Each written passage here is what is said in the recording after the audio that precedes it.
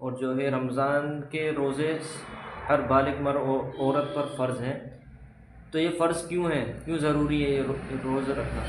بھائی ضروری تو یہی ہے کہ اللہ تبارک و تعالیٰ نے فرض کیا تو بس فرض ہے، یعنی اللہ تعالیٰ نے جس طریقے سے انسان کے اوپر نماز فرض کری، اسی طریقے سے روز رمضان کا مہینے میں کیا ہے، سارے روزے فرض کر دیے انسان کے اوپر، اور انسان عقل مند ہو، بالغ ہو، مسلمان ہو، اس کے اوپر ضروری ہے، ٹھیک، اور مقیم کے اوپر بھی کیا ہے، روزہ فرض ہو جاتا ہے۔ لیکن کیوں فرض کیا گیا ہے؟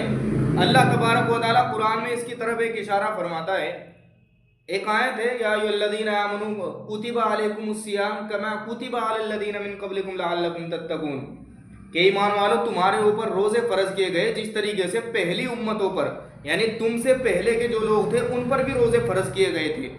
کیوں فرض کیے گئے تمہارے اوپر روزے؟ لعلکم تتقون، تاکہ تم پرہیزگار ہو جاؤ، تم اللہ کے کیا ہے، قریب ہو جاؤ، اللہ کے تم مقبول ہو جاؤ۔ اور حدیث میں بھی رمضان کی تو حدیث میں بہت زیادہ فضیلت وارد ہوئی ہے۔ حضور صلی اللہ علیہ وسلم نے فرمایا کہ روزہ ڈھال ہے، کیا فرمایا حضور صلی اللہ علیہ وسلم نے؟ کہ روزہ ڈھال ہے۔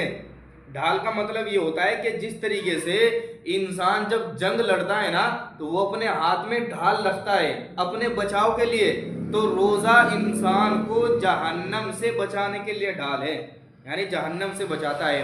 حضور صلی اللہ علیہ وسلم نے یہ بھی ارشاد فرمایا ہے کہ روزہ دار کے منہ کی بدبو اللہ تبارک و تعالیٰ کو مشک کی خوشبو سے بھی زیادہ پسندیدہ ہے۔ اب دیکھ لو کتنی زیادہ اس کی فضیلت ہے۔ اور یہ بھی لکھا گیا ہے کتابوں میں اور حدیثوں میں کہ اگر کسی انسان نے ایک روزہ بھی جان بوجھ کر کے چھوڑ دیا، ایک روزہ بھی کیا کر دیا، جان بوجھ کر کے چھوڑ دیا، پھر وہ ساری کی ساری زندگی روزے رکھتا رہے اور یہ سوچتا رہے کہ وہ جو میں نے ایک روزہ جان بوجھ کر کے چھوڑا ہے اس پر جو ثواب، جو رحمتیں، جو فضیلت رکھی گئی تھی وہ پوری ہو جائے گی، ساری زندگی روزے رکھتا رہے تو بھی ایک روزے کی برکت وہ حاصل نہیں کر سکتا۔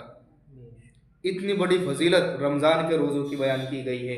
حضور صلی اللہ علیہ وسلم نے یہ بھی ارشاد فرمایا کہ رمضان کے جو روزے ہیں، جب کوئی انسان رمضان کے روزے رکھے گا تو قیامت کے دن ایک دسترخوان لگے گا عرش کے سائے کے نیچے، اس دسترخوان پر صرف روزہ دار کو اللہ تبارک و تعالیٰ جمع کریں گے۔